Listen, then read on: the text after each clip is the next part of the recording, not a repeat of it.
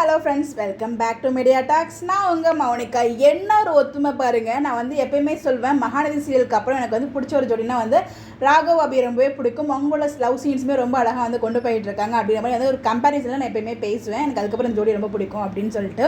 அதே மாதிரியே அந்த சீரியலுக்கு யார் வாய்ஸ் அட்டேஸ் கொடுக்குறாங்களோ, விஜய்க்கும் காவேரிக்கும், அவங்களே தான் ராகவுக்கும் அபிக்குமே கொடுப்பாங்க. ஸோ அது வாய்ஸ் ரெண்டு பேருக்குமே ரொம்ப அழகாக மேட்ச் ஆகும். அவங்களோட சீன்ஸுமே ரொம்ப பர்ஃபெக்டாக இருக்கும். ஆனால் இப்படி ஒரு ட்விஸ்ட் எதிர்பார்க்கவே இல்லைங்க. அது மட்டும் இல்லைங்க, நாங்கள் இதையும் சேர்ந்தே தான் பண்ணுவோம் அப்படிங்கிற மாதிரி வந்து பார்த்தீங்கன்னா, ஸோ இனி ப்ரோமோ வந்து அப்படி தான் இருந்துச்சு. ஸோ எப்படி வந்து காவேரி வெண்ணிலாவை கூட்டு வந்தாங்களோ அதே மாதிரியே இங்கே நம்ம அபி வந்து பார்த்தீங்கன்னா அவரோட எக்ஸ் லவரை வந்து கூட்டு வந்திருக்காங்க. அது வந்து பார்த்தீங்கன்னா என்ட்ரி கொடுத்துருக்காங்க. அவங்க ஆக்சிடென்ட்டில் சாகலை, உயிரோட தான் இருக்காங்க அப்படிங்கிற மாதிரி வந்து அபி வந்து கூட்டு வந்திருக்காங்க. அங்கே ஒரு ப்ரப்போஸ் பண்ணுற டைம் அதே மாதிரி தான் அங்கேயும் சீரியலில் ப்ரப்போஸ் பண்ணியிருப்பாங்க. இங்கே ஒரு வந்து லவர்ஸ் அன்னைக்கு ப்ரப்போஸ் பண்ணலாம் அப்படிங்கிற மாதிரி காத்துட்டு இருக்காரு. நம்மளால அங்கே பேரதிர்ச்சி வந்து கொடுத்துட்டாங்க நம்ம அபி. ஸோ இந்த இடத்துல வந்து பார்த்தீங்கன்னா அந்த மதுவுமே வந்து நீங்கள் கல்யாணம் ஆகிடுச்சின்னு சொல்லும்போது நீங்கள் சந்தோஷமாக இருங்க அப்படின்னு சொல்லிட்டு அவங்க கிளம்புறாங்க.